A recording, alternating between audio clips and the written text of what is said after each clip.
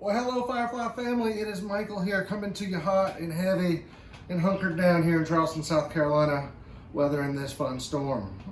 The best part about this storm is you get to play with cocktails and drinks, and that's what we're doing here in episode 2 of our Cocktails at Home series. Today, we're going to do something a little bit lighter, a little more summery. Last week, we went with the shiny old-fashioned, and that was a strong cocktail. I can tell you that because I drank that cocktail. This one's strong, but more stretched out and better and different. Today we're doing a Southern Lemonade. So we're bringing out the big cup today. We've got a pitcher here. We're going to use products today that you would not normally associate with a sangria, but I can tell you right now from experience, and you will hopefully know the same thing once you make this cocktail at home, that you're going to enjoy this. So we're going to start with Southern Lemonade. Again, we're not going to be using a brandy because most folks don't have brandy at home, and that's fine. And if you have brandy, that's fine. You can add that to this recipe. You're going to like this recipe the way it is. So we're going to go 3 ounces of our Southern Lemonade. So 2 on this side of the jigger. 1 on this side. As you can see, I'm very focused. And we're also going to do 1 ounce of our Firefly Bourbon. Okay. Now, in addition to that, not everybody's going to have this. You can pick this up. All these products can be bought at Firefly, which we're still selling these products right now. You can't come tour and taste, but you certainly can come buy products. This is Sally's Greatest.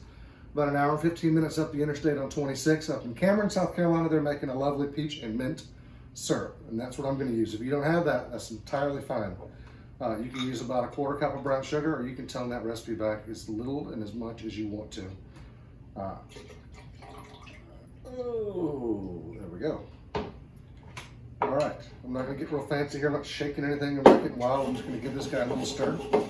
Second most important part of this is fruit, okay? I'm using what I had. You can use whatever it is that you have. I've got apples, kiwis, oranges, lemons, and limes. I had a plethora of fruit that I was looking to use before it went bad on me, and sliced that up. You can see this here. Put that in the freezer. There's your important part of this here. Freeze these slices, because when you do, it's going to create basically fruit ice cubes for yourself. And that's awesome on so many levels because you're not diluting it down. When you add ice, ice is great. And trust me, you're welcome to add ice to this. If you feel that it's too strong or too sweet, certainly add ice to this. I'm adding this to the fruit that's frozen because that's going to make a more fun cocktail for us. This is going to take a second. In the meantime, you're welcome to look at a TikTok or whatever it is you need to do. That's fine. Or you can just be prepping yourself some ingredients. All right, that looks about good. All right, I wish I could tell you this cocktail was more complicated than it is. I'm using Sauvignon Blanc. If you have Pinot Grigio, that's fine. If you're just hardcore on Chardonnay, just go for it, okay?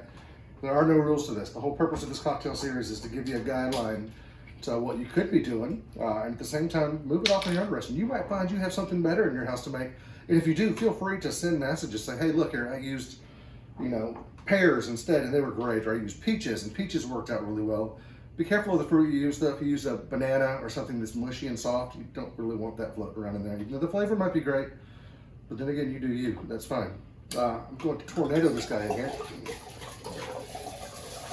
Woo! And I wish I could tell you it was more complicated than that, but it's not. Just gonna give this guy a little prod, splash myself, in the stir. Now when it comes to serving vessels for this, doesn't matter.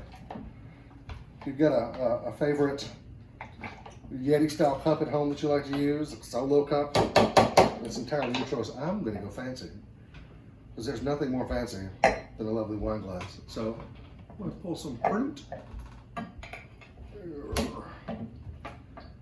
Load her up good, and of course the fruit's going to keep it cold, and as the fruit sits, it's going to soak in that delicious sangria. It's a winner all here. It's actually a health food, because you're going to get to eat the fruit at some point in time also. We're going to load her up. Oh yes. Now most importantly, check her nose out. She looks nice. It's got great legs, I'll tell you that much. And the longer this sits, the better it gets. I mean, don't let it sit for a week in your fridge, but at the same time, I don't think it's going to last that long. Cheers. I do believe I've outdone myself on this one. This is delightful. And next week I'll be back with something else delightful for you just as well. So stay home, stay safe, wash your hands, and also enjoy yourself. And, you know, learn things in the kitchen that you didn't know you could do before. Learn how to bake some bread, make some cocktails. We love you. We can't wait to see you when we open up again. You all have a lovely day.